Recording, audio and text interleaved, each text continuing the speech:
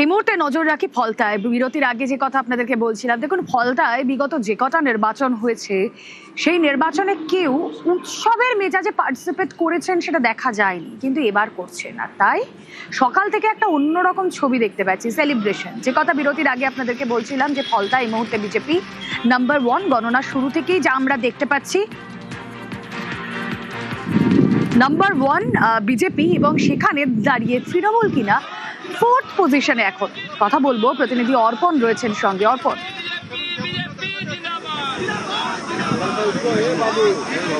একদমই, দেখো তোমাকে নবম রাউন্ডের ফল জানাচ্ছি, যেখানে বিজেপি এখনো পর্যন্ত 57,318টি ভোট পেয়েছে এবং 34,223 ভোটে তিনি লিড করছেন এবং চতুর্থ স্থানে রয়েছে এখানে তৃণমূল কংগ্রেস। যেখানে ফলতা মডেল বা ডায়মন্ড হারবার মডেল বলা হতো, সেই জায়গায় তৃণমূল কংগ্রেস এখন রয়েছে চতুর্থ স্থানে। আর এই খবর আসা মাত্রই কিন্তু বিজেপি কর্মী সমর্থকরা তারা দেখছেন আবির মেখে তারা সেলিব্রেশন করছেন এবং যারা রয়েছেন তারা কিন্তু এখানে আবির মাখছেন এবং তারা বলছেন যে 15 বছর পর তারা ভোট দিচ্ছেন। কেউ বলছেন যে 14 বছর পর, কেউ 10 বছর পর তারা ভোট দিয়েছেন এবং এই যে জয় সেটা কিন্তু সাধারণ মানুষের জয়। যারা কার্যকর্তা আছে তাদের সঙ্গে কথা বলবো। এই জয় আপনাদের কাছে কেমন জয়? এই জয়টা কিভাবে? এই যে জয়, এটা অন্যায়ের বিরুদ্ধে ন্যায়ের জয়। এই যে জয় ফলতার আপামার জনসাধারণের জয়। এই জয় নতুন স্বাধীনতার জয়। এই জয় সন্ত্রাসের বিরুদ্ধে ন্যায়ের জয়। এই জয় দেবাংশু পান্ডার জয়। এই জয় ভারতীয় জনতা পার্টির জয়। কতদিন আপনারা ভোট দিতে পারেন?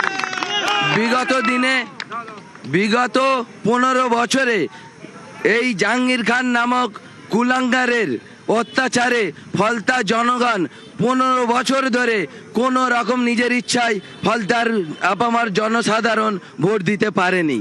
তাই আজ ভারতীয় জনতা পার্টির মাননীয় মুখ্যমন্ত্রী শুভেন্দু অধিকারীর অতি পরিশ্রমের ফল আমরা আজ ভোগ করছি।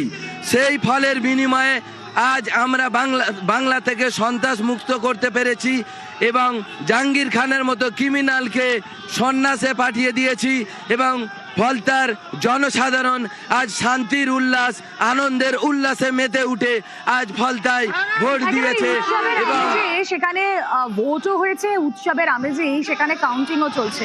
বিজেপি প্রার্থী তিনি নিজেও ভীষণ কনফিডেন্ট। দেবাশিস পণ্ডা বলছেন 1 লক্ষের মার্জিন তো হবেই হবে। কড়া নজরদারিতে কাউন্টিং হবে। আমাদের যারা কর্মী আছে সবার কাছে অনুরোধ, এলাকায় যেন কোনো রকম কোনো বিশৃঙ্খলা সৃষ্টি না হয় এবং যারা করতে যাবে তাদেরও করতে দেবেন না, যাতে এলাকায় শান্তি শৃঙ্খলা বজায় থাকে সে ব্যাপারে দেখবেন। আর আজকের কোনো বিজয় মিছিল বা কোনো রকম কিছু হবে না। এটা সম্পূর্ণ রাজ্য থেকে নির্দেশ। যারা করার উদ্যোগ নিয়েছেন বা যারা করবেন ভেবেছেন সেগুলো সব বন্ধ থাকবে। আজকে আমাদের তো টার্গেট রয়েছে 1 লাখের উপরে, এবার দেখা যায় কত।